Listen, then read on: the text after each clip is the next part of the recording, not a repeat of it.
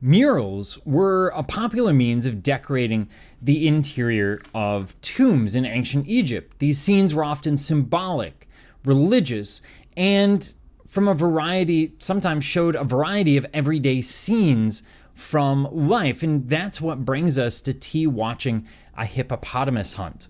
Here we see not just a mural, but a relief mural. So there is carving as well as painting going on. If you had a lower class tomb, you might just have painting.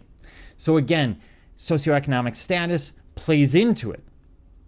Now, in the Old Kingdom, tombs would often incorporate the image of the deceased in murals or relief sculptures. T is a government official. And you'll notice he's, in theory, on a hippopotamus hunt, and yet he's not doing any of the hunting. He's just standing there, supervising. Instead, the servants, we can tell their servants are of lower class because they're smaller than him, are doing all of the hunting. They're trying to kill the hippopotamuses, which, given that hippos kill more people than sharks every year, well, it makes sense. Make someone else do it. You don't really want to be the one to do it yourself. Now, this could be the hunting, and the animals surrounding him could be symbols of virility and fertility. The idea that there is birth into the afterlife. This is sort of a coded message that T has to have a certain amount of virility so that he can be reborn in that afterlife. And the whole thing is based on canon. In other words, there's a model. There are certain things that have to appear, certain ideas that have to exist in order to get the proper message across, but also for it to have to fulfill its ritualistic purpose. We do see composite figures, especially T himself, with that chest turned towards us, the feet and head facing in profile.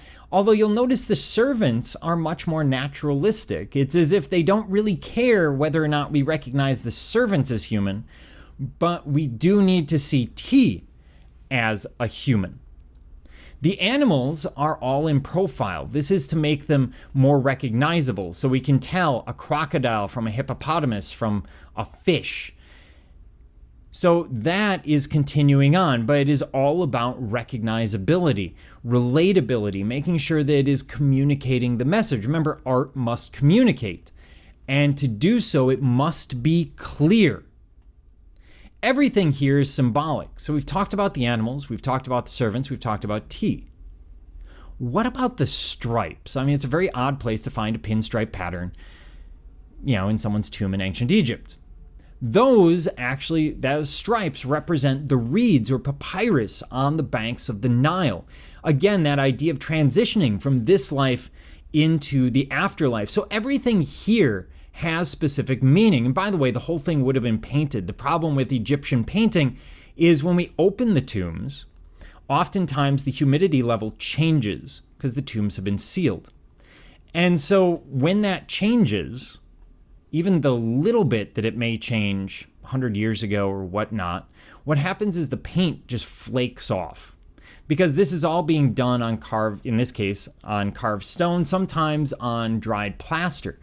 And this means that we don't get a lot of those paint colors. Some colors will exist better than others for various reasons. Blues tend to exist better because there is a stronger binder being used for them, but many other colors are lost. So you would have to imagine this as a much more colorful scene, a very almost chaotic scene that would definitely get across those ideas of fertility, those ideas of virility necessary to go on a hunt, those ideas of what it takes to be born into the afterlife.